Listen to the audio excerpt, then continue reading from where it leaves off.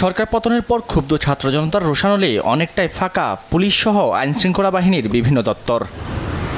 3 দিন পর স্বাভাবিক কার্যক্রম ও সাধারণ মানুষের নিরাপত্তার স্বার্থে নির্দেশনা অনুযায়ী কর্মস্থলে ফিরছেন আইনশৃঙ্খলা বাহিনীর সদস্যরা। এতে সচল হয়ে উঠেছে ঢাকা মহানগর গোয়েন্দা কার্যালয়ও। ডিবি কার্যালয়ের সামনে দেখা যায় খাতায় এন্ট্রি করে কার্যালয়ে প্রবেশ করছে পুলিশ সদস্যরা।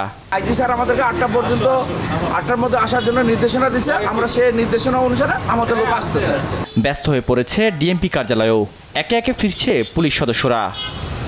থানাগুলোর চিত্র একই, প্রধান গেটে তালাবদ্ধ রেখে ভেতরে অবস্থান নিচ্ছেন অনেকে। তবে সাম্প্রতিক সহিংসতায় এখনও নিরাপত্তা নিয়ে উদ্বিগ্ন তারা। সবাই মৃত্যুরকে করতেছি, আপনাদের সাথে কথা বলতেছি, কিন্তু তারপরেও একটা ভয়ভীতি, আতঙ্ক, শরীর কাঁপতেছে। স্যার গতকালকে আসছিলেন, আমরা অনেক দাবি দেওয়া উপস্থাপন করেছি।